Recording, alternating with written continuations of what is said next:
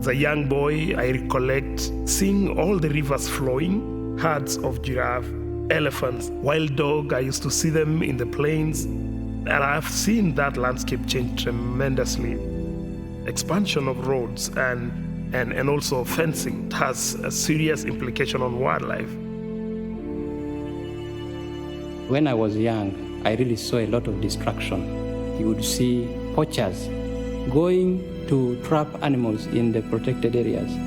The pain that these animals go through, a scene that you wouldn't want to look at. We should strike a balance of living in harmony with them. These resources must be protected. Conservation in South Luangwa has grown hugely over the last 14 years. What started as pretty much a five-man team with no resources, no equipment, has now evolved into 65 full-time scouts that we co-manage with community resource boards. When I visited Tusk projects in Namibia and Tanzania last year, I was encouraged that so many people are doing such fantastic work on the ground to provide a future for Africa's incredible wildlife and the communities that live alongside it.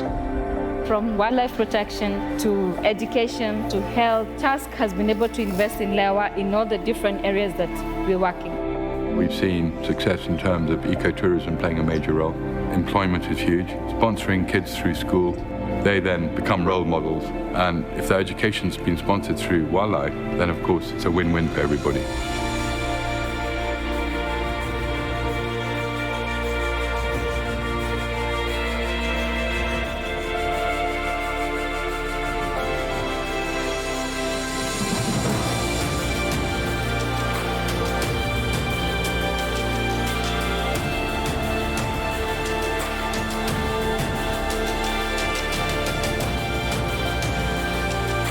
You just feel good about it. You know that what I do today really can make a difference.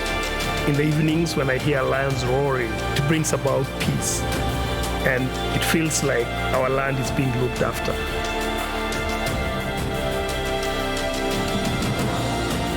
You can look and see at all the projects that Tusk has backed and which are making a difference.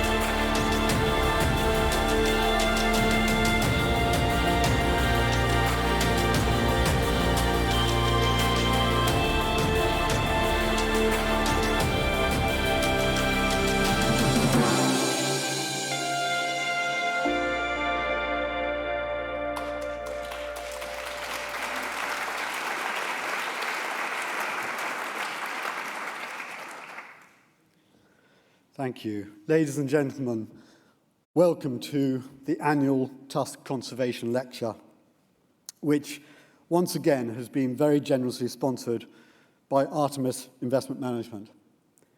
And this year, for the first time, I'm delighted to say, is being live streamed on YouTube. And may I also just pay a very warm welcome to Baroness Linda Chalker, the President of the Royal Geographical Society. It's a great honour to have you here. Thank you very much indeed. As many of you will know, Artemis is one of Tusk's longest-standing corporate partners, and we are extremely grateful to have their continued support for this ever-popular annual lecture series. And I'm particularly pleased to welcome Jasper Behrens, Head of Distribution at Artemis. And if I may, I would like to invite him to say a few words as our headline sponsor.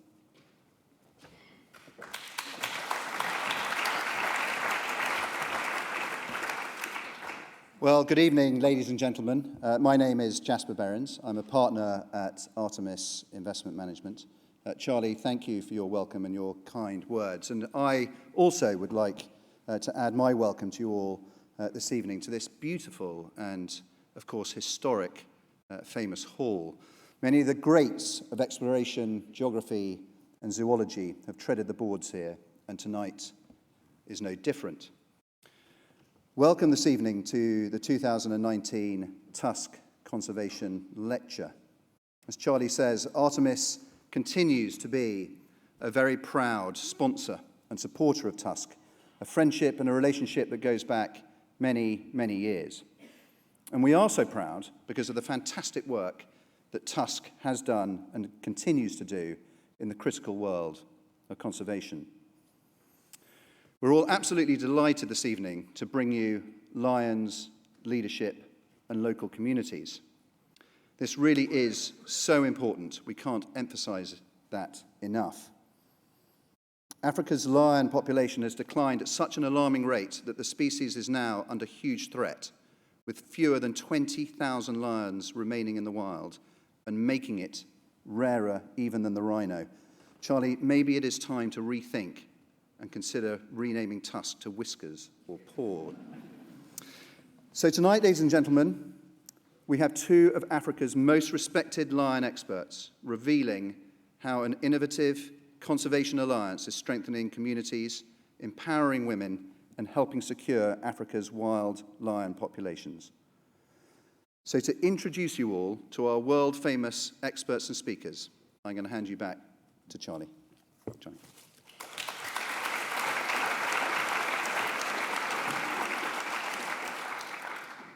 Thank you, Jasper. Now, some of you will be joining us afterwards for the reception. And for this, we owe a massive thank you once again to the South African winemaker Jeremy Borg, who has very generously supplied his award-winning Painted Wolf wines for everybody to enjoy. Painted Wolf, for those of you who don't know, commits a proportion of their revenue every year in support of Tusk's wild dog conservation projects. And any of you that had time to gather in the bar before we came in here will have seen there is a wonderful array of items and gifts on sale. So please do take the opportunity to shop for some fantastic gifts offered by our various partners, particularly Inkerman, Dundas, Raimani, Annabelle Pope, and PDC's Snare Art. Now, for anyone in the audience who has a burning desire to run the London Marathon, now is your chance. Tusk has a number of places for the marathon next April. So if you'd like to join our team and raise funds for the conservation projects, such as the great work you'll be hearing about this evening, please get in touch with Hannah in the office. On the ground in Africa, I'm pleased to tell you that Tusk is continuing to have a very direct and positive impact through the many partners with whom we work, growing our investment last year to just over 8.9 million across a broad range of programs. But we can only do this with your support. In 2 weeks' time, we'll be gathering some 70 of our project partners for our biennial Tusk Symposium, which provides a rare platform for conservationists working across Africa to discuss their challenges, share solutions, and promote new ideas, and most importantly, to engender greater collaboration across the continent. And then on the 21st of November, we'll be staging the Tusk Conservation Awards at the Empire Leicester Square, when once again we'll be shining the spotlight on some of Africa's unsung heroes of conservation. So if you're interested in applying for tickets for this event, please contact Hannah in the office. Now, turning back to this evening, I want to thank the Tusk team, as well as our many volunteers, for all your help this evening, and indeed throughout the year. A particular thank you to Hannah and Cotterill, who've led on this event. We remain a small and dynamic team, supported by a wonderfully committed board of trustees, and I'd like to thank them for everything that they do to support us. So now it's my great pleasure to introduce our speakers. Tusk has designated 2019 as our Year of the Lion, and for very good reason.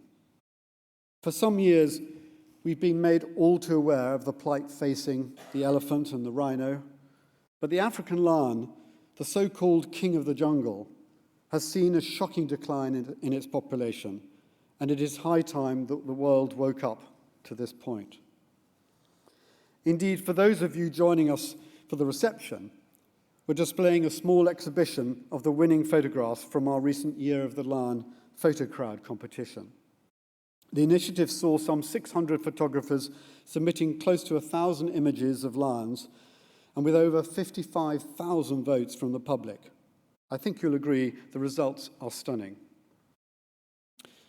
Now, earlier this year, Tusk was privileged to be asked by our corporate partner Land Rover to test their new Defender and put it through its paces in advance of its global launch just last week at the Frankfurt Motor Show. We relished the opportunity and decided to partner with Elaine Cotterill's Lion Landscapes team at Borana Conservancy in northern Kenya. So here's a short clip to help set the scene for tonight's talk.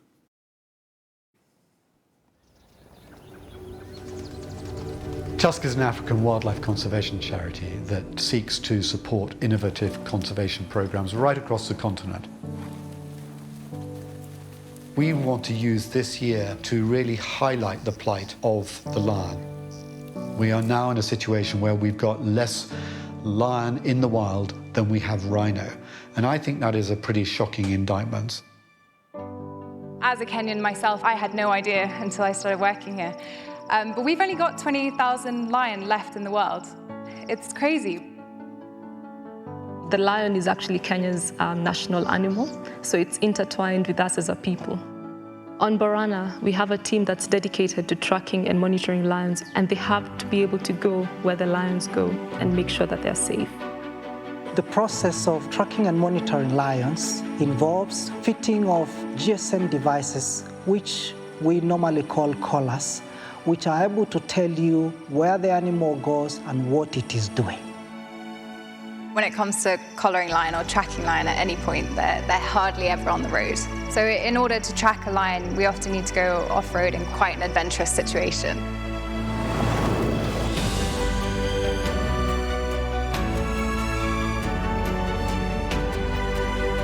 It involves moving in with a full veterinary team. This team will use a tranquilizer dart, and the animal will be out for around 40 minutes to maximum 1 hour.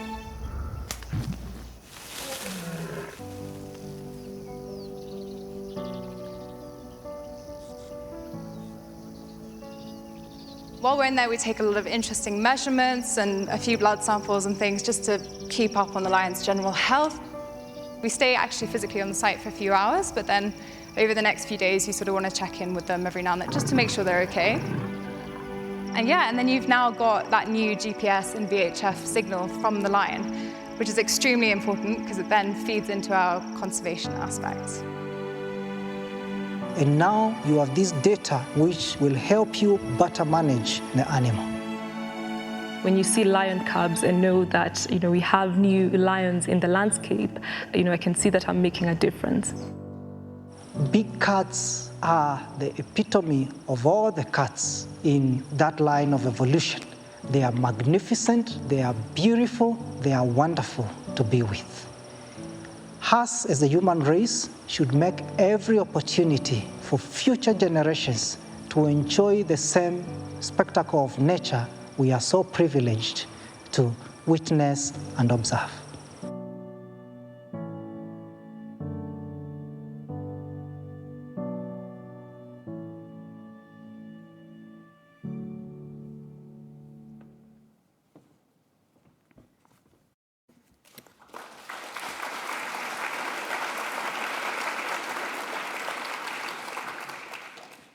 I'd like to just thank Land Rover again for the very generous support that they give us throughout the year and for making that film. Now, scientists don't always have the greatest reputation for collaboration, but tonight you're going to hear about how Amy and Elaine have combined forces with 4 other lion experts to form a Pan-African Lion Conservation Alliance, and an initiative that Tusk is proud to support. Dr. Amy Dickman is director of the Oxford-based Wild Crew Ruaha Carnivore project in southern Tanzania. With more than 18 years of experience in wildcat conservation, Amy has achieved vital conservation successes in Ruaha, one of Africa's most important landscapes for large carnivores, which supports more than 10% of the world's remaining lions. Amy received her PhD from the Institute of Zoology at the University College London and has authored over 50 scientific publications. She serves as the Kaplan Senior Research Fellow in the Wild Field Conservation at Oxford University and sits on the IUCN Human-Wildlife Conflict Specialist Group Steering Committee. Amy received the 2011 Rabinowitz Kaplan Prize for the Next Generation in Wildcat Conservation, and in 2014 was a finalist for the Tusk Award for Conservation. Dr. Elaine Oreal Cottrill is founder and director of Land Landscapes. She began her field conservation and research career in 1991 and has spent more time in the field with wild lions than nearly any other conservationist today. Her vast experience working throughout East and Southern Africa, along with her commitment to research, has positioned her as a unique leader and strategist. Elaine uses innovative research and conservation initiatives to increase the capacity of stakeholders to manage and conserve their large carnivore populations. And one such initiative is the Lion Carbon Offset Scheme, which I'm sure you'll hear about shortly. Elaine has a PhD from Oxford University, is a member of the African Lion Working Group, and recipient of 2 Panthera Kaplan Graduate Awards. We're thrilled to welcome you both this evening to give your talk. And as usual, at the end, I've asked our chairman, Stephen Watson, will come up and give you, the audience, a chance to ask Amy and Elaine some questions. And one final thing, please can I ask you to put your mobile phones on silent. Ladies and gentlemen, Dr. Amy Dickman and Dr. Elaine Cotterill.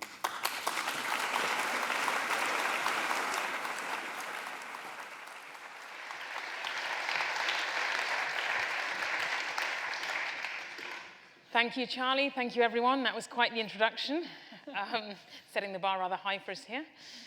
Really wonderful to be here tonight with all of you and with Tusk, talking about specifically our Pride Lion Conservation Alliance and the work that we are doing to empower local communities and secure lion populations for the future.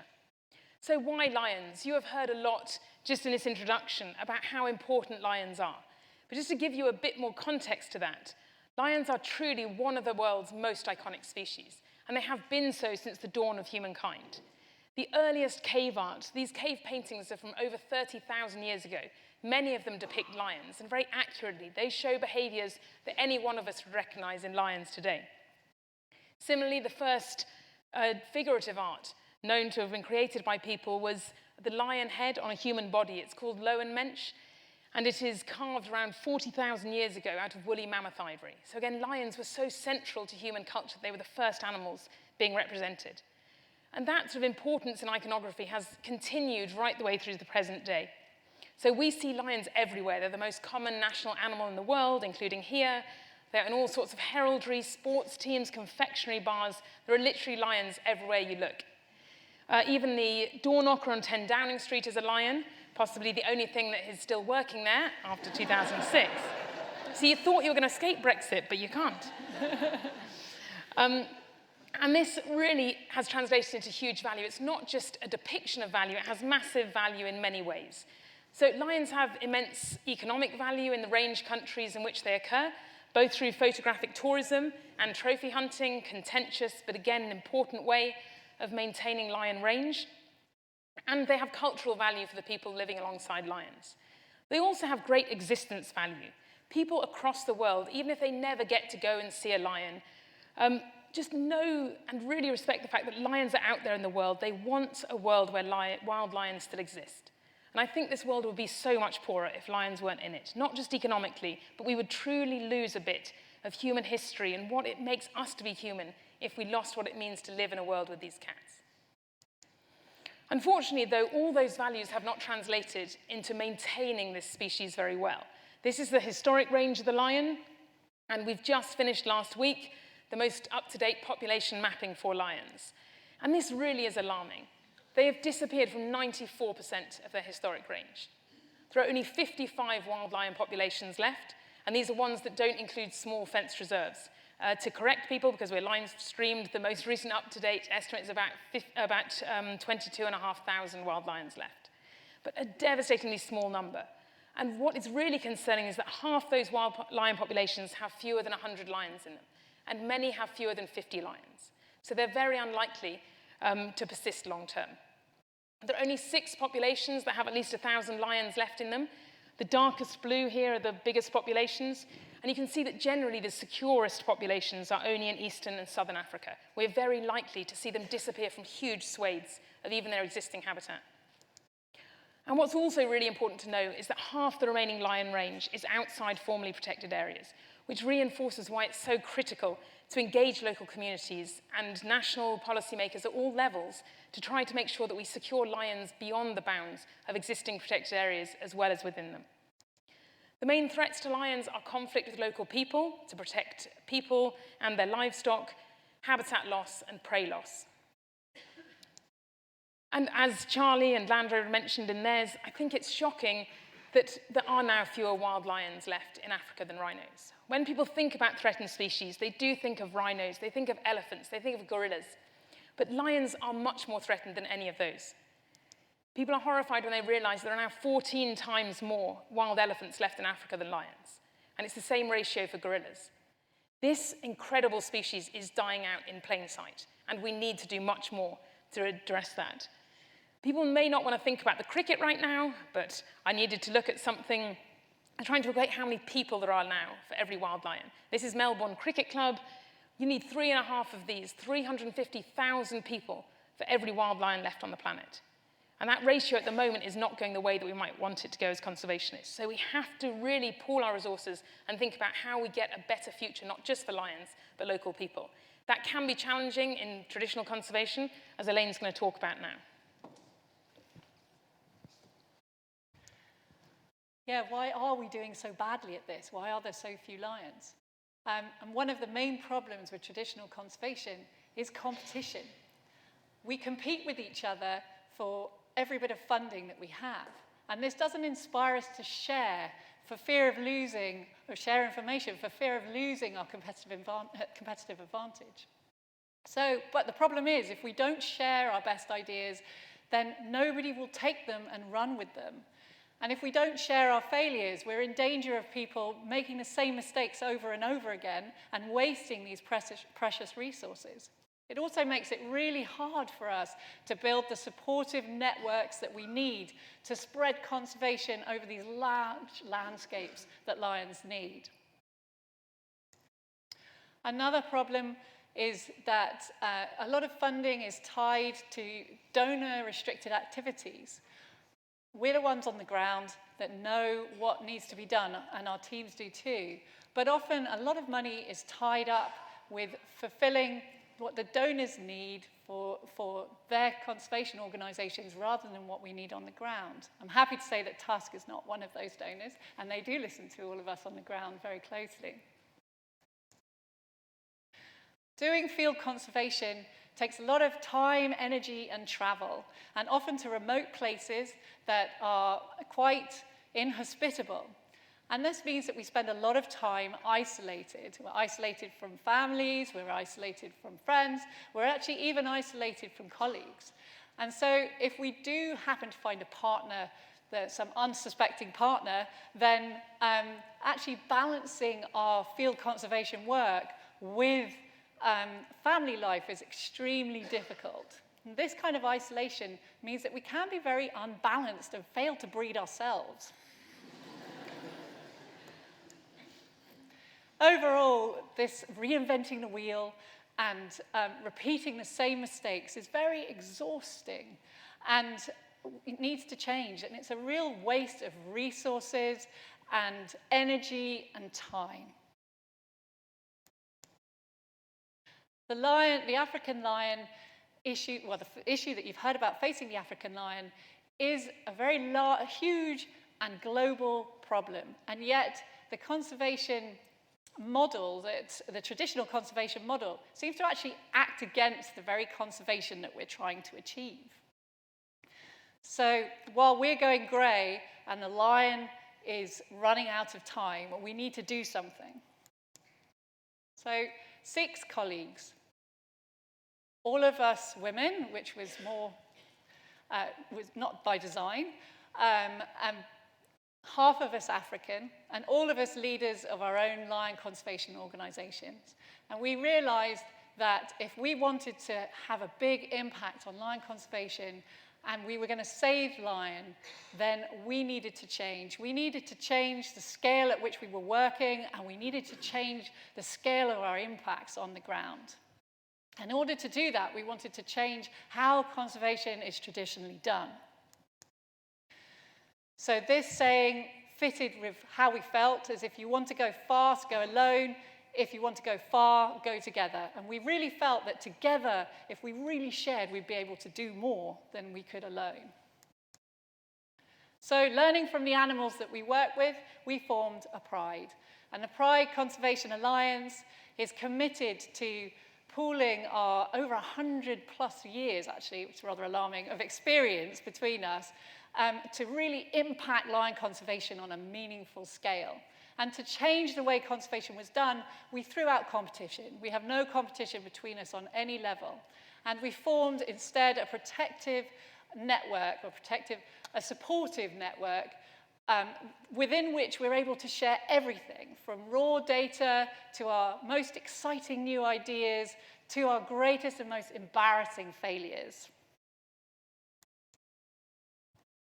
So within Pride, we try and make sure that we know each other's projects inside out, so we're able to support each other. And knowing that there's 5 other people out there who have our backs gives us the courage and the confidence to be able to take risks, and taking risks is needed when you're trying to change something. So we can stick our heads above the parapet. And a good example of that is the recent and very contentious trophy hunting debate, which was pretty toxic for any one of our lion conservation organizations to have an opinion on. But Pride members have been brave enough to actually have an opinion on this and survived so far. This supportive network means that we can put things in perspective and get help whenever we need it. Basically, no matter what time of night or day, however small or large the problem is, whether it's instability in our country that we're working in, whether it's instability in our groups that we're leading, or whether it's a sick child, we are able in Pride to always have that moral support when we need it. And this has also allowed us to get a better work-life balance, which is something that's a real challenge in field conservation. And a lot of women get to a point, well, women in particular, but it's also difficult for men, but women in particular get to a point in their career where they have to choose between having a family or continuing with field conservation work. And with this Pride setup and our supportive families as well, we can't leave them out of this, basically we've been able to live in and do all this land conservation work in remote areas and manage to raise children with probably more than a 50% survival rate. 2 heads are better than 1, and 6 heads are better than 2.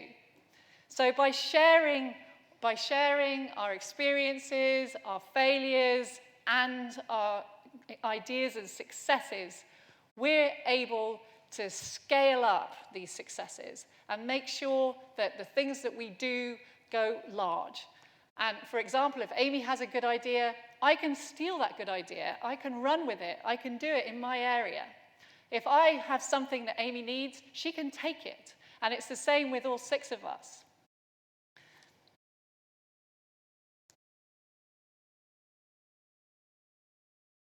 You're confused. That's me. No, oh, that's you. No, I'm like suddenly confused.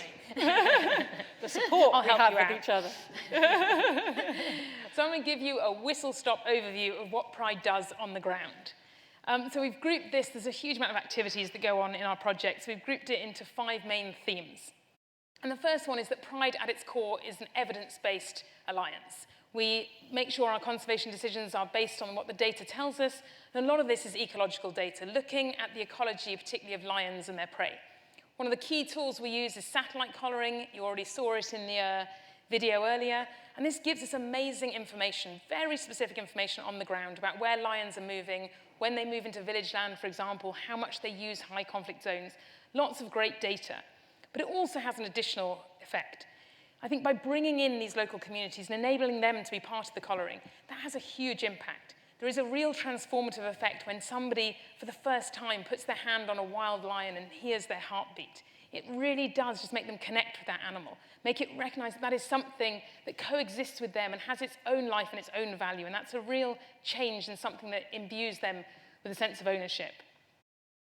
We also use other techniques as well, so things like camera trapping and spore transects, which is looking for footprints in particularly remote areas. We also try to engage tour companies and any tourists and park drivers to send in any photos they see of lions, because lions have a unique fingerprint on each side of their face through the whisker spot patterns. And this is something that we can use to monitor that lion throughout their life, where it's seen sort of where it goes, who it consorts with, and give you really detailed information not only on what happens to that lion, but what is happening across the broader population. And because of the network that we've got in Pride, and because we share all of that data openly, it means that together we can really pull an incredibly strong collective data source that can really inform local and international lion conservation strategies. For instance, Pride data and input has been used for the IUCN recent guidelines for the conservation of lion in Africa, and our recent report looking at the fragility of the lion and what's happening with its most up-to-date population estimates. But we don't want to be just academics. We have to be doing practical achievements on the ground, as we have to be dealing with the key threats. As I mentioned, conflict with people and bushmeat snaring are two of the major threats. So we need to minimize attacks, we need to make people feel safe, we need to ensure their livestock are safe. We also need to make sure that people aren't going out there bushmeat snaring, which is a threat directly for lions and also removes their prey. So we do this in multiple different ways. Everything from the lowest tech way of reinforcing people's enclosures, called bomas locally, with thorn bush or wire, to high-tech solutions where those collars that you saw the lions having can actually alert a local householder that a lion is close, and so that the local teams can go out and actually move away the lion and stop conflict happening before it occurs. The bomas can also play other roles. For instance, these mobile bomas, we're trialing them for the first time now in Eastern Africa. And what you do is you put the cattle in them, the cattle fertilize the soil with the dung, and then you move these regularly onto crop fields, and it has a major impact in improving crop yield and reducing food insecurity. So this can really benefit local farmers as well as the livestock keepers. We've also done the first successful trial, it is successful in large part, of specialized livestock guarding dogs in East Africa, and this really has demonstrated that they can be effective at reducing lion attacks. We also really work to safeguard lions themselves as well as people and livestock, so we treat and remove snares from snared animals. We train large groups of people to go out and to look for snares and to remove them from the landscape. But of course, it's not enough just to remove the snares. You need to deal with the underlying reason that those snares are there. So don't get too attached to these rabbits. They are there as part of a rabbit breeding program to provide alternative protein sources for local people, and it also enables them to have a revenue stream. So it makes them more secure, and it takes away that pressure on wild meat. We also protect lions by ensuring that cultural hunts are stopped. That's still an issue in some of our areas. So we have guys going out every day looking for lion tracks, warning people of their presence so they can keep them safe, stopping lion hunts. And all of these things, again, are fed into by our collaring, which often will send you a text message when, for instance, the lion goes into a high conflict zone. So we use the very traditional methods alongside very high-tech methods as well. And together, these approaches safeguard people, safeguard livestock, and protect lions and other wildlife, and improving the economic security of local people. But it's never enough just to reduce the costs of something. If anyone wants an animal around long term, it has to be an actual tangible benefit for them. And those benefits have to be meaningful to the people concerned. So they, of course, prioritize the things that any one of us would. Education, food for our children, protecting the livestock because they're so dependent upon them. Healthcare. And these are the things that, as Elaine was saying, because we understand the local priorities, we can help deliver them in multiple ways. Many ways that we deliver them are purely on a sort of philanthropic basis. So we might provide school books, say, to a school, or provide porridge to schools, which is something Tusk has helped with. But we need to move away from just them seeing the project as something good, the alliance as something good, into actually connecting these with wildlife. And again, we do this in multiple ways across the Pride project. One example is camera trapping, community camera trapping, where we give the local villagers camera traps. They monitor wildlife on village land. They get a certain number of points for each species or each individual animal that they camera trap, with more points for more threatened and conflict-causing species. And those points then directly swapped into community benefits in their priority areas, which here are healthcare, education, and veterinary medicine. We also have conservation contracts. We have lots of innovative ways of making sure that people are engaged in this and they recognize the benefits come from wildlife. But again, it can't just be, even those projects are donor-funded. And we need to get people to have their own ability to actually bring revenue in different ways. So we make sure that they are empowered, that they have training in basic things like literacy and numeracy is a huge skill that people want because it's transferable.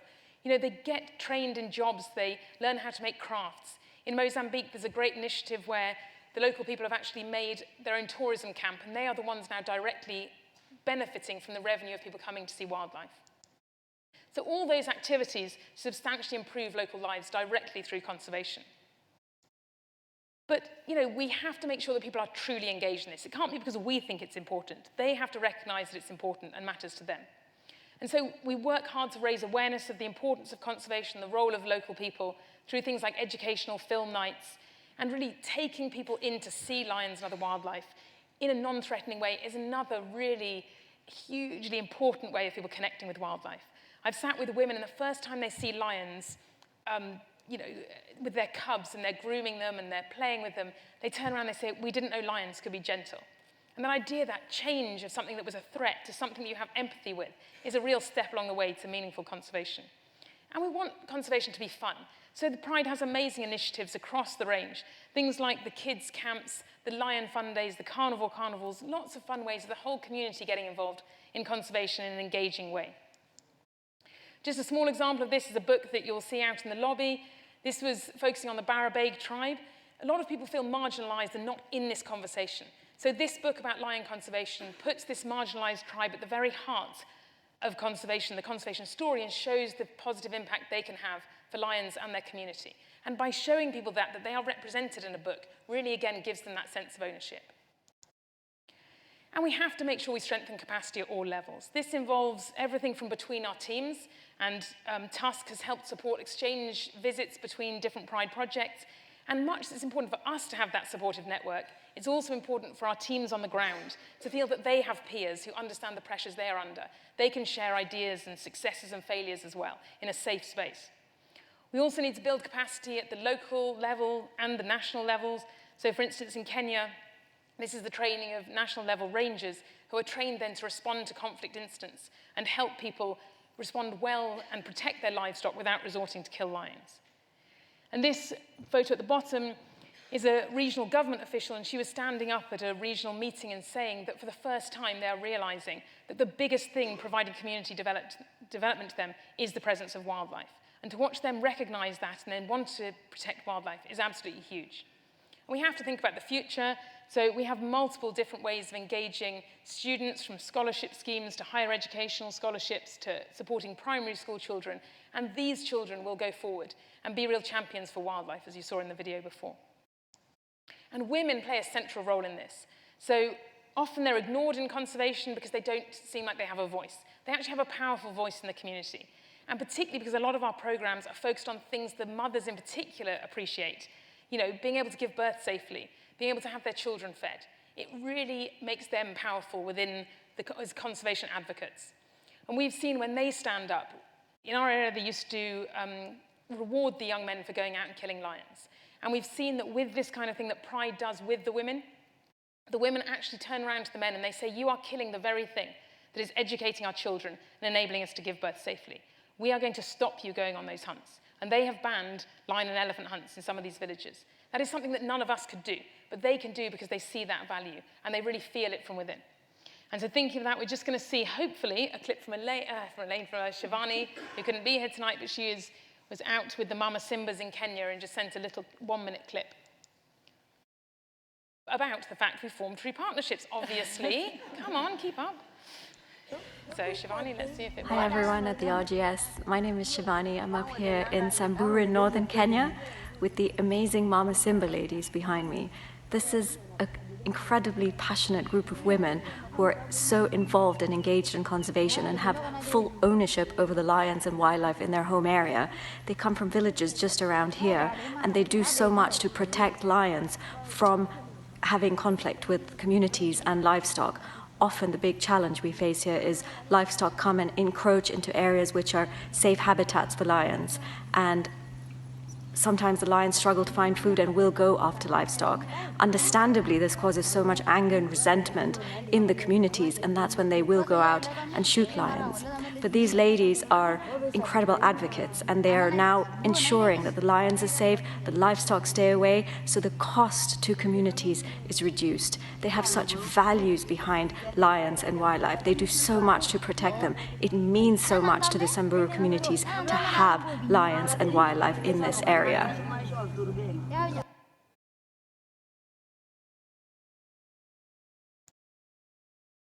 Thank you, Amy and Shivani. Your head's probably spinning with going through all of that different work that Pride is doing in the ground at Amy speed. I hope you've got it all, because there's going to be a test later. Basically, we're going to just do some of the impacts here just to summarize. Pride areas together, we work over 150,000 square kilometers of lion area. And this is approximately 10% of the lion's remaining range. And our projects cover about 10% of the remaining lions, which is about 2,500. I can't do maths, but hopefully I can do lion conservation. Between us, we reinforce thousands of boma, livestock enclosures. And this helps protect millions of dollars worth of livelihoods, which is really important for local people when their livestock is all they have. We also want to use our scientific research to try and see what's working and what's not working, and to be able to inform international conservation plans. And so we've got over 20 scientific publications between us. There's hundreds of people that we employ, but perhaps more important, there's tens of thousands that are involved in the programs in some way and get benefits either from protection of their livelihood or healthcare or education or something else. Almost all of these are range country nationals at all levels, from local communities all the way up to government level. And all of the work that we do, obviously, I've heard time and time again, is empowering local communities to protect their livelihoods. And as Amy was saying, what most people want is they want improved education, they want health, and they want food security. And so this all has to be brought in, and it is brought in with our work. And all of this leads to what we're ultimately after, which is substantial reductions in the lion killings and other threats to wildlife.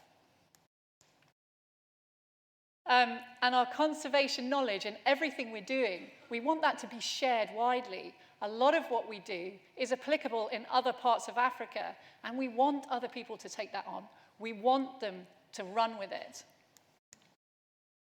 So we're under no doubt that everything we do is stronger and more impactful because we work together. But there is a limit to the size of a supportive network like Pride. If it gets too big, if there's too many people, then that trust that underpins everything we do could be undermined. And also, we become unwieldy, we can't make fast decisions. So how do we scale up a model that is based on trust and based on knowledge? So we can scale it up by just leading by example. If we bring the Pride ethos into everything we do, then we hope that other people will see that, they'll see the way we operate, they'll see how it gives us strength and better impacts, and they'll copy it, and hopefully form supportive networks of their own. We can also more directly try and pass on the ethos of sharing and working together in various different ways, which we'll go into in a little bit.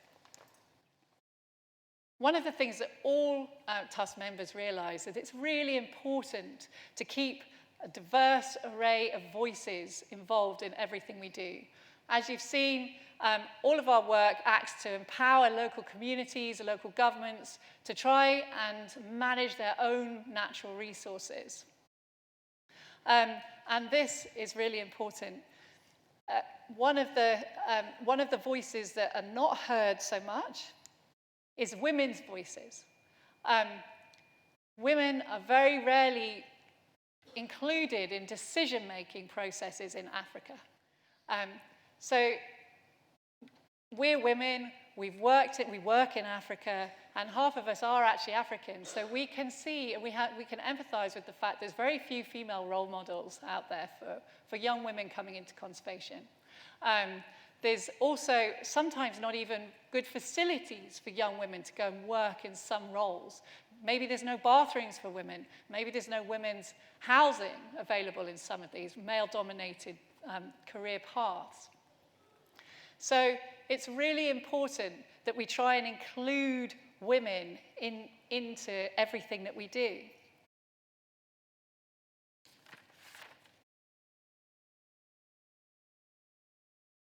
And so we're working together to try and also find ways of bringing women into the decision-making process, because it's terrible if there are 50% of the population in these areas, their ideas, their beliefs, and everything that they think could work is not included in the decision-making process. How can we expect decisions that we craft to work if the women's voices, African women's voices, are not included in this? So one of the things Pride is doing is they're partnering with the Colorado State University to lead the Pathways Conference in 2020. And we're trying to bring the Pride ethos into everything with that. It's creating safe spaces, diverse voices, so that people can really talk and bring their opinions into this conservation networking. And also we're adding training for 30 women onto the back of this. And what was amazing about training, this is leadership training for African women, and what was amazing is there's 30 places, but there were 500 applicants. And every single one of these applicants had an amazing story to tell and was really worthy. And so it just shows how much more of this is necessary. Pride members have also been really key central to starting a new program called the Women for the Environment Africa. And this is trying to get the next generation of women conservation leaders in Africa. And I'm not going to talk too much about it. I'm going to let Leela, who's one of the other Pride members who couldn't be here today, talk about this one.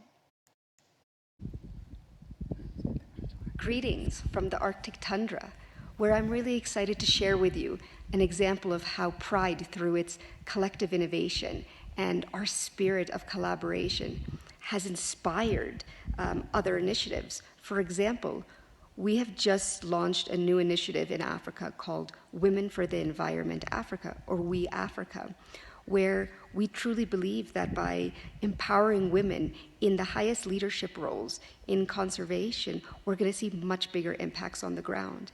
And with that, we've developed a 12-month transformative leadership course where we are working on changing conservation norms, going away from a competitive environment where we believe that there is a mindset of abundance and where we can support each other through networks and through paying it forward to other generations. We truly believe that if we do this right and we get more and more women in these leadership roles, we're going to have a healthier environment for all of us to enjoy. Cool. Thank you, Elaine. Thank you, Leela. So moving on to sum up here, Pride is definitely scaling up in terms of our efforts and the impacts we are having in Africa, but we need to do so much more. The red on the graph behind me shows the areas that Pride is having impact, and that is not to say there aren't many other organisations also working on the ground in those areas. But even across that extent, it's only 10% of the remaining lion range. We need to scale up this work, we need to scale it up quickly, and to do that, we need much more resources, many more things need to come on board. And one of the primary things that we need is more funding. We did a recent analysis that showed that for lion conservation, to secure them just across the protected areas in Africa, you need around $1 billion a year.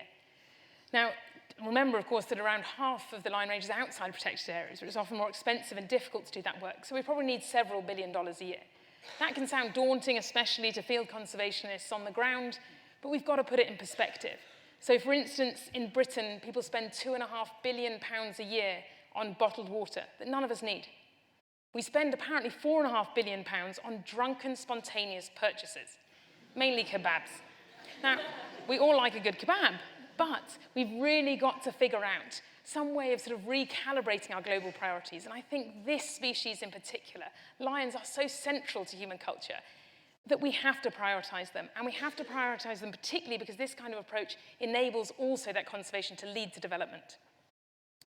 So we need many people to come on board, and what we ultimately need is these mechanisms to translate that global value of lions that we've seen down to the local level. And that's what's not happening. You see that, say, for instance, The Lion King, their original franchise was, I think, over $8 billion. The current film that's just come out made $500 million in the first 10 days alone. It's the most, highly grossing animated film of all time. But yet we are struggling on the ground to find the $1 billion we need for real lions. So we have to somehow come up with new mechanisms. There are mechanisms out there, and people are happily putting their heads towards these things like the Lions Share Fund. This is a UNDP initiative where basically any organization that uses wildlife or animals to sell their product is asked to spend 0.5% of their media spend and contribute it towards animal conservation and welfare. So these things are really important for building the pot and actually making sure that that value goes down to the local communities. Another mechanism is lion carbon. So we all know about the climate emergency. We are more aware of the need to offset carbon. And this is a great way of doing it in a way that also protects lions. These are long-term agreements on the ground that are made with local communities and secure lion habitat. You'll all be pleased to know that Tusk has led the charge here and has offset all the carbon to do with this event through lion carbon tonight. So you can all drink your wine knowing it's all entirely carbon neutral. Oh my God. They are very excited about that. We'll just carry on. And so ultimately, we can have a different future here. We don't have to watch that map of lion populations just blink away. We don't have to see these people live in incredible poverty despite living with one of the most valuable natural resources left on the planet.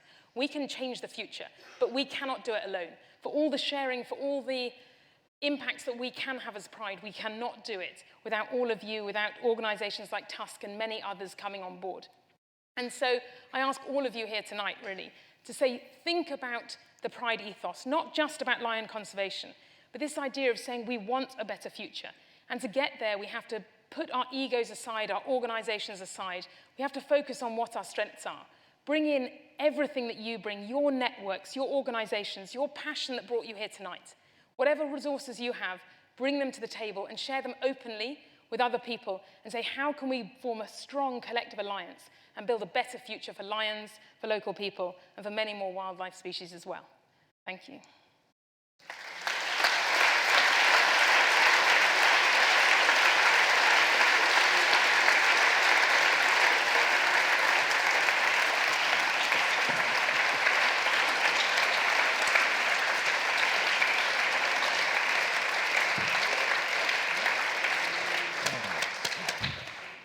I'm Stephen Watson, I'm the chairman of Tusk. Amy, Elaine, that was just fantastic. Thank you so much. I think everybody in the room tonight, hugely impressed by the energy, passion, and just the sheer brilliance of the work that you're doing. And I know Tusk is delighted to be helping out too, not to the tune of $1 billion. Come on, Stephen. We're working on it. Keen to open it up to questions, but I wonder if I could just kick off. You mentioned in your talk about a difficult subject, and you said you're both very brave to have an opinion on trophy hunting. And I know, Amy, you've been in the news recently, and I think most people would have seen, read Amy in the Times and on the airwaves talking about this. The media paint it as a black and white picture. I mean, what is this brave opinion that you have? I'm not sure how brave it is, but I think it's important to be honest about this. And as you say, it's a very simplistic message that is out there saying, you know, lions are declining, rich people are paying to shoot the last few, it must be wrong. And absolutely, that really resonates with people. It resonates with me, with all of us. We spend our lives trying to reduce lion killings. But I think that's where we need the complexity. And what we need to do is focus on reducing overall lion killings, not reducing lion killings from one particular source, particularly if by reducing that problem actually amplifies the other problems. And that's where the complexity comes, because it's very likely. The major issues, as we've seen for lions, are habitat loss and conflict with people. And these zones are often not suitable for phototourism. So if you take it away without a better alternative in place, you're very likely to lead to far more killings through conflict, prey loss, and habitat loss. Those killings will not be on social media. There won't be a grilling hunter there that we can all hate. But they will be happening nonetheless with huge impacts for conservation and welfare and local people. So we need to develop the alternatives first before those decisions are made, and also those decisions should be made at the range country level, not here, in our debates here. Okay, difficult subject, but thank you for that. Right, I wonder if we could turn up the House lights a little bit and stick up your hand if you'd like to ask a question. And we've got some microphones roving. So, gentleman there in just on the corner. If you could just tell us who you are, and then hopefully we can hear you as well. Peter Hunter, I used to work at the UN in New York, so no, not too many groans, please. You mentioned the UN once, but you also called really for coordination throughout the world, and actually the UN is uniquely placed to provide that leadership if it's prodded to do so by the member countries, and obviously the UK is still a member of the Security Council with a permanent seat. We've seen the value or the non-value of UN ambassadors in various child groups and things like that. And you obviously, seem to us to be 6 fantastic ambassadors for your project. Is the UN doing anything to help you, and can it do more? Well, actually, that's very topical, because I'm heading to the UN on Saturday to talk about exactly this kind of stuff. And as a teeny tiny minnow in that pond, and I really want to buttonhole you later to understand how any of it works. But I think absolutely my role there will be saying these kinds of messages, that we need to form these alliances. We need to get governments and decision makers on board and make sure that we're not having conflicting policies. So we want to broaden the scope of this. So it's absolutely something that I'm going to go and be talking about in the next week at the UN General Assembly. And we need to find mechanisms by which we can get all this funding that's needed coordinated to the people on the ground that are living and paying the cost of living with this wildlife. And at the moment, there's very few mechanisms out there for all the best will in the world, for that coordination. Right, let's, why don't we try 2 questions? Take gentleman there, and then another show of hands over this side, and at the back. So let's go with you first. How do you deal with the corruption in Africa? You say you need billions of dollars. Tens of billions, hundreds of billions of dollars are looted every year from African states and taken out of the continent. How do you think that should be dealt with? And when those funds are returned, they tend to be returned to states who looted again. How do you think that should be dealt with? Okay, and then let's hear that question. Jeremy Epple. Amy, thank you for a wonderful talk, and Elaine, really good to hear you again. My question really is around other cat species. I mean, obviously your focus is on lions, but if the local communities happen to come into conflict with other cat species, say cheetahs or leopards, do you also encompass that in the projects you do, or are there different, sometimes slight variants on the solution? And one very quick comment on the UN. The UN is so much not a monolith. There are so many different bits of the UN that there are, you mentioned UNDP, UNEP's been mentioned. You have to think about which bit of the UN you need to be engaging best with. Thank you, Jeremy. Right, corruption. Okay, I'll take corruption. It's absolutely a key topic. When we've looked at the recent analysis of what makes lion populations fragile, poor governance was actually the major factor that came out. And that's something that is way beyond our remit on the ground, but needs to be highlighted as improving governance is fundamentally important if we're going to have effective conservation. At the current time, all we're doing is figuring in the economic cost of how far a dollar goes in a corrupt country compared to a well-governed country. So you have to say it's going to cost a lot more in a very corrupt country to do effective conservation, because at the moment we've got a lot of leakage in that way. But ultimately we need to see how we can work with the governments to improve transparency. And a lot of that is giving people local ownership of these resources. So there's more transparency and ownership at that level, in short. And getting the money as far down the chain as you can.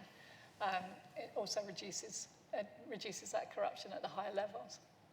And in answer to your question, basically lions are a fantastic umbrella species because they're one of the hardest carnivores for people to coexist with. So if you can live with a lion, you're very likely to be able to live with all the other large carnivores. And a lot of the programs that we run, we focus on lion because that's normally the hardest one, but it also stops attacks by any of the other carnivores. So if you're dealing with attacks on livestock, then if you build a boma strong enough that a lion's not going to get in, then other carnivores are very unlikely to get in too. And it's the same with the herding. So when we say lion, we actually mean all large carnivores. And actually lion can be a figurehead species for more than that, because to have a healthy population of lion, you also need a healthy population of prey, and you also need a healthy habitat. So really, lion is a really good figurehead species for wider biodiversity. Right. The audience, you don't know this, but there's an enormous clock sitting in front of us here, which is counting down. And we're under very strict instructions, so we need quick questions. Now, how about in the expensive seats up in the dress circle over there? Hi, great talk. What I want to ask is how you're collaborating with other conservation efforts such as elephants, rhinos, and other animal populations, because you talk specifically of what you can do with lions, but how do you collaborate together, like in Ruaha National Park? What do you do to promote the whole ecosystem as a whole? Okay.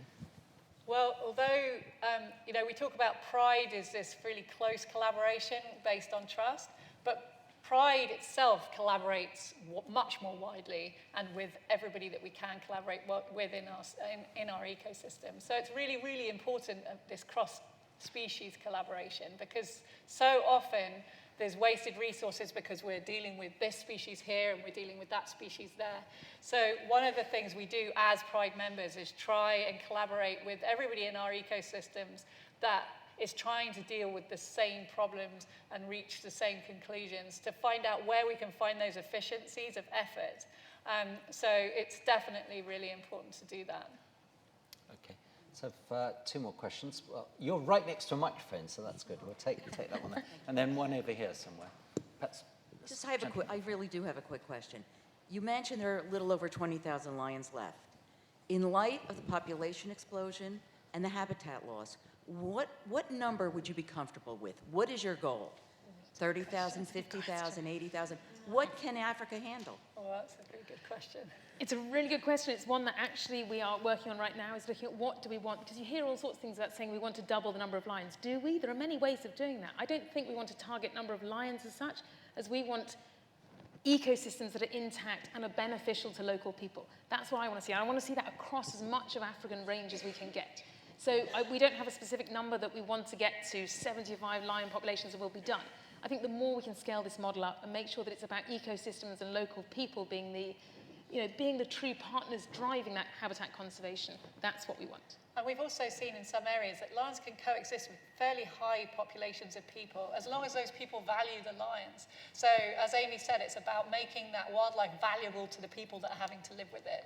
And then they'll make choices that keep that wildlife there rather than get rid of it. Okay. I think this is probably going to have to be the last just one. a practical question. You're still using collars rather than microchipping. Is there an advantage still using collars? Yeah, we are still using collars. At the moment, that's a technological limitation because we need the battery life. It would be fantastic if we can get to a way where we track lions without needing to have the external collar. I think normally that's a case of educating the people that are seeing it, because some people, they see a collar and they think that animal's tame. Of course, it's not. We had to dart it. It's not at all tame. And I invite anybody to go and try and find that out. And these collars give us such amazingly valuable data for conservation. And Working with Pete Muckell, who's obviously the expert on this microchipping, isn't he? Yeah. So, I mean, we are actually working with people who are developing microchipping, and we really hope that, you know, in the not too distant future, we will be able to just microchip. At the moment, microchips can't be read from far enough away for us to use, but I really hope it gets there, and it gets there soon. Battery technology seems to be the thing, and that's improving all the time. Thanks. Okay, I'm really sorry, but we're going to have to draw the sort of formal Q&A to a close. But I know you're going to be around outside, so if you leave the room quickly, you can have a one-on-one question. Amy, Elaine, really want to thank you for such an insightful talk. It's really a privilege to have you here. So can you please join me in thanking you?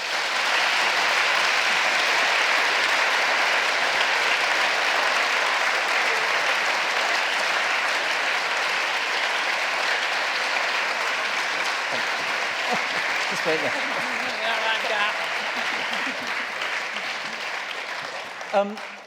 Before you rush off, a huge thank you to all of you for coming. And tonight we have a Facebook audience in the millions watching on the live stream. So a big thank you if you're joining us remotely. We'd love you to help us, and there are a number of ways that you can do that. We have a new initiative at Tusk, which is our Patrons Circle. And this is an opportunity for you to become really a very special member of our extended family. And in joining the Patrons Circle, you will be able to help projects, Pride, and others. And there is a lady in the room somewhere, or maybe not. Anna Hunt runs our Patron Circle, so she'll be around, and look this up on the web, and please join if you can. Finally, we have something a little bit new this evening. Have you got a mobile phone? Everybody got a mobile phone? This is your chance to take a photograph of us on the stage, and let's try it. Get your mobile phone out, and if you switch it to photo. And actually, you don't need to take a photo of us on the stage, but if you zoom in, I'm told, on the QR code, and yes, QR codes are back. This is a really cool digital moment for us all. It will link you by magic to the Tusk site. And then, if you are feeling that way inclined, you can press the big numbers at the bottom of your screen and make a donation. If, however, you are still in the 20th century and would like to do it the conventional way, it says you can donate £10 there. I mean, you can try it with a few more noughts, but see how it goes. But all of your support will be hugely valued. So thank you very much for coming. Final round of applause to the amazing Amy and Elaine.